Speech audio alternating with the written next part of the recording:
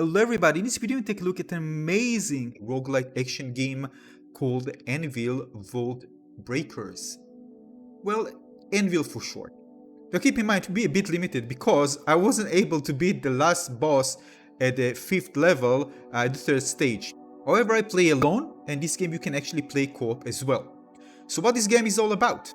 Well, it's a top-down shooter roguelike with hack and slash, depends of course on the class character you're actually choosing. But of course the nature of a roguelite game is that, or roguelite to be more accurate, because you do carry some progress when you start from the beginning, but most of the things you're gonna start from fresh if you fail. So if you fail, if you die, you need to start again. But keep in mind, what I'm playing right now is an early access of the game. By the way, recommend playing with the controller. This is just perfect game to play with a controller. I tried both keyboard and controller and I stayed with the controller. Now when you start the game, you're going to land on a hub where you actually can do different things. For example, you can choose different characters. You can also upgrade. There's also ability to upgrade the character in between. You get some points as you progress. Again, this is something that is permanent and will stay with you for the sequential runs. There's also kind of a battle pass where you can actually get some nice things like currency and some cosmetics as well. And this you get based on, of course, XP. As you progress, you're gonna get more items. And the game really keeps a really good balance between replayability, right, and progression in between, considering its roguelike nature. Alright, let's continue. First of all, the breakers. These are the different classes you can unlock as you progress. Each one its own unique abilities. Keep in mind that although you maybe start with, for example, an axe, you can actually pick up a weapon that's actually, like a gun, and just shoot. There are different ones. I'm going to show you in a moment. There are different tiers, by the way. So there's tier 1, tier 2, and tier 3, with tier 3 being the best, offering you more stats, higher power overall. Now there's also relics, which as you progress you're going to be able to use more relics. When you play, you're going to have the option to obtain some relics which you pick up during the round, but it's rare to get. Once you get them, by the way, you'll be able to put them in the slots, in one of the 4 slots. You start with 1 slot and they give you permanent buff that will stay with you between runs.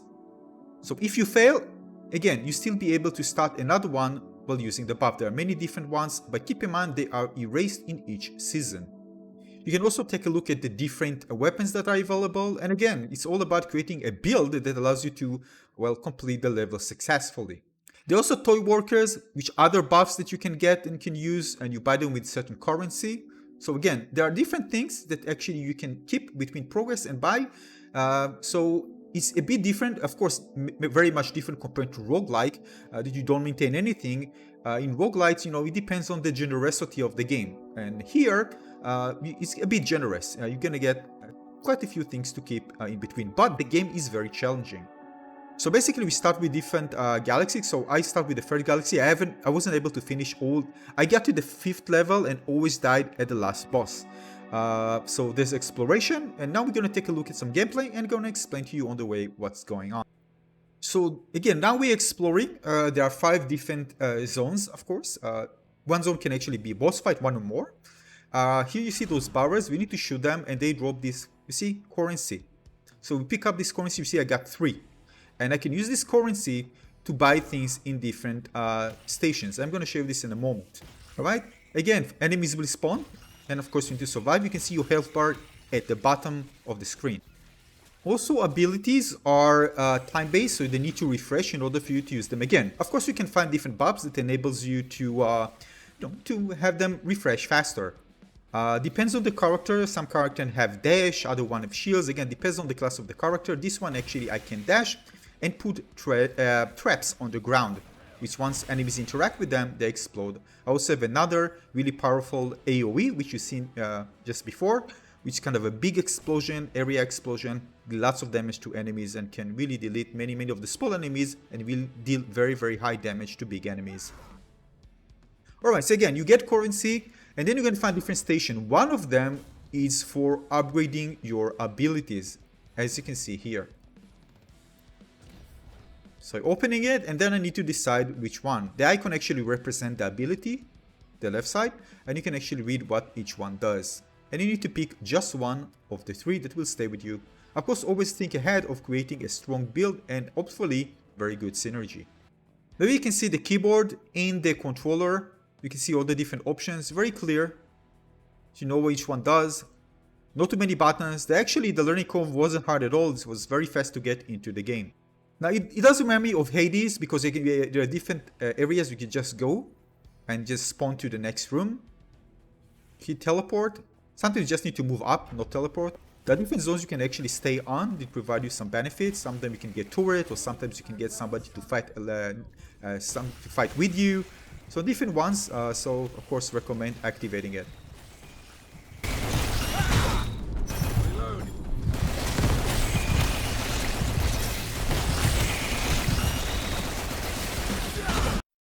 Now, overall, the gunplay was really fun. For some of the weapons, I didn't like that they're kind of angular. You can't really aim at any angle. There's like 15 degrees, difference. You need to position your characters. Maybe it was class related, not sure.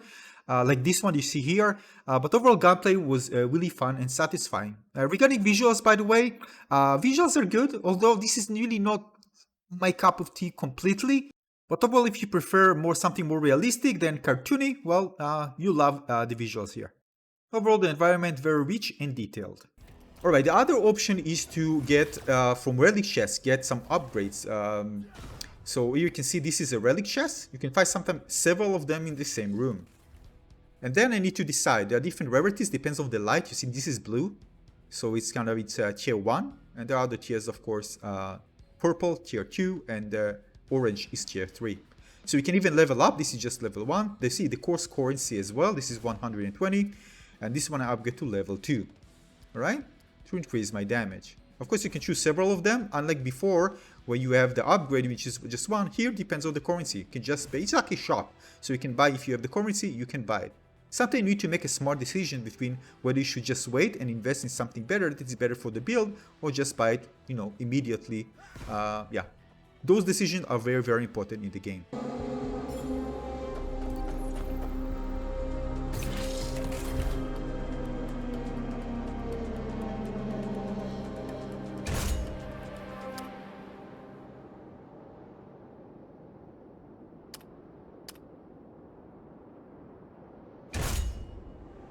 Now, another really cool thing is if you look at the right side where the minimap is, which is, by the way, really important and really helpful, you can see actually your DPS counter. You can see it on the right side. So it really helps you kind of measure the damage per second you're actually dealing, how powerful your damage output is. Really, really useful. Now, as you can see, I can get drops of weapon when I eliminate enemies, but again, sometimes it's quite rare, but sometimes you can get lucky and get several of them. You can see the rarities, the tier. This is the purple ones. And you can really easily just move close to it and actually see the stats and decide whether you should pick it up or not. If you pick it up, you can actually just change it back, just pressing X. You can pick up the previous one, just drop near the previous weapon that you just picked up. And of course, just in case you die, well, again, when you die, you start from the beginning. There's Permadeath, so you start from the beginning. As you can see, I died here. And then you can see the end of the screen, exploration failed. I failed the mission. I see the battle report. Here I failed in the 4th level. Alright.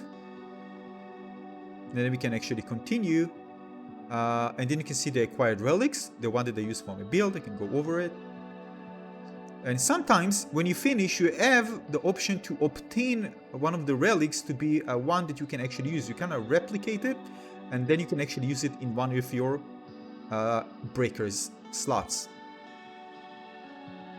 Now, another thing I want to show you is regarding the progression, because again, some people really don't like everything being reset. They want something to motivate them. They know they can get a bit stronger each run, same as Hades. That's why many people really like Hades, because they feel they're progressing, although they die. Here you can see we get the value points, right? These are the experience points, value points, and I'm looking some things in between. But some of the things allows you actually to progress your character and unlock different skill points. You get skill points that allows you to unlock different stats, improve your stats of the character, right? So I finished this one, and now I'm going to show you what you can actually do with it. So basically, once we finish, we go to the upgrade section. So the upgrade section, as you can see here, allows you to, this is a permanent progression in between runs. So we can actually use those points. I have 5 at the top, you can see 5. So I can use this to improve different things for my character. Again, this is permanent, this will be maintained for each round. You can see there's some for offensive, defensive, and strategic. So I can use this. You can see the price at the bottom right costs 1, and then I can actually use it. So if you feel like you're gonna create a build and it's better for you to go with more health, for example, you can invest in health. All right. So this is kind of something for in between failures. This is a permanent progression for your character. But this is not the only thing. If you go to toy workers, you can see that we can use the currency, the blue one at the top right corner, to actually purchase different things that also give us different stats, buffs that can help us out. All right. So toy workers, another permanent progression for your character in between failures or successes. Again, it will stay with you. Now, I told you sometimes you have different two bosses even. Maybe there's more, I don't know, I haven't progressed that far. Here is the second one, I have a boss fight. And when I go, I actually have the option to buy things before I actually get into the boss fight. So this is the boss fight zone. There's a gate before that, and I can actually get some things. So here I open the store, I can get different things. You can see you can get relics, weapons, right? You can see the tier. And I can buy, and of course I can go to this one, open it, and then I can use it to upgrade my skills of my class character. All right. So this I do before I actually get into the fight. Now usually the first boss won't be hard compared to the one at the last level. The last level has 3 stages. Maybe there are ones that more. I don't know. You can see here. This is the boss fight. There are many different ones, by the way. It's super cool. And of course you're gonna learn and get to know their mechanics, their moves, and of course adapt. Keep in mind you can always play online co-op with your friend. There's also matchmaking as well, so you can actually matchmake. If you don't have a friend to play with, it will find one for you to play with. And here's another boss fight, Centipede Queen. Some of them, by the way, are very, very hard. At least it was for me.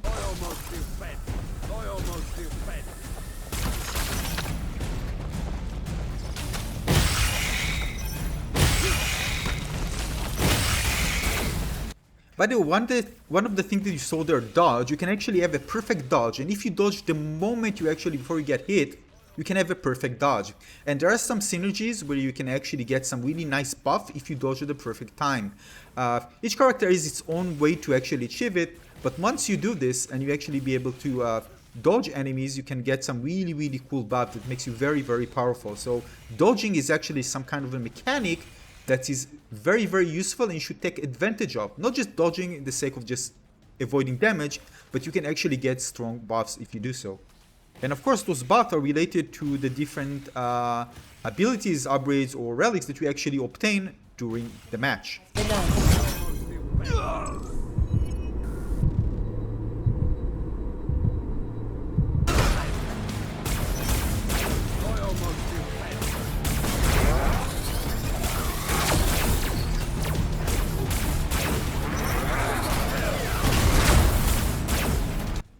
Now this is, by the way, I think going to be a trend for roguelite games where you're going to be more accessible. Still going to have permadeath, you're going to lose things, but they're going to be more forgiving. Also, some players don't like having really lengthy runs. For example, if you look at Returnal, you see many players are actually very frustrated. Some of them even stop playing and not even finish the game because the length of each run is very, very long. And if you fail, it's very demotivated for them to start from the beginning and then spend like a lot of time to get to the some point. Although, of course, different games, there are different shortcuts. But again, overall, the length of each run is very, very long. Here, the length of the run is short, very short compared, of course, to Returnal. Very, very short. Still, you're going to have permadeath, and you also have progression that you're going to keep in between runs. And also some things you can actually unlock if you get more, of those experience points. So, definitely, it brings roguelike elements, but also make it more accessible for players who maybe not into this game but really like the high difficulty, punishing games. So this is kind of a good mix, more accessible game, roguelike game for you to try. I mean, with all my failures, I'm still was motivated to get in back and back and back and try again, more builds and try. And although I failed, I'm still coming back. It never demotivated me even for a single second. I know that I can get some, for example, like permanent relics, which I can use for my character. I can get this toy thing. I can get, of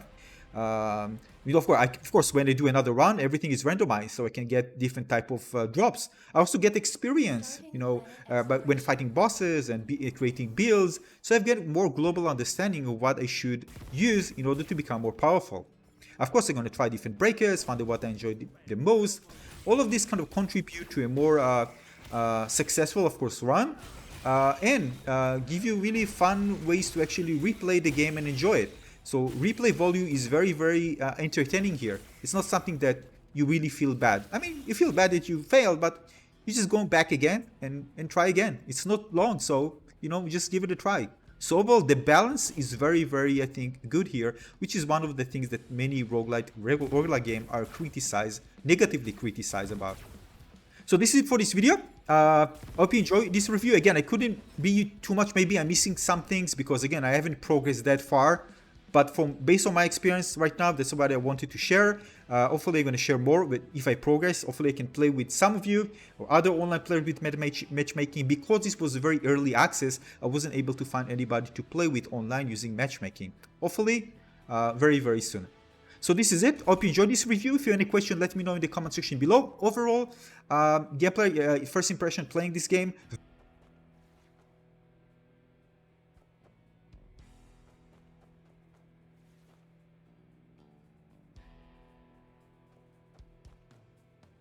And I think in general, the developer does a very good job in making sure that, to create an accessible roguelite action game, and I think many people will enjoy it. So again, if you have any question, leave it in the comment section below. I hope you enjoyed this video. Consider leaving a like and subscribe, and I'll see you very soon on the next video. Thanks for watching, everyone. Cheers. Bye-bye.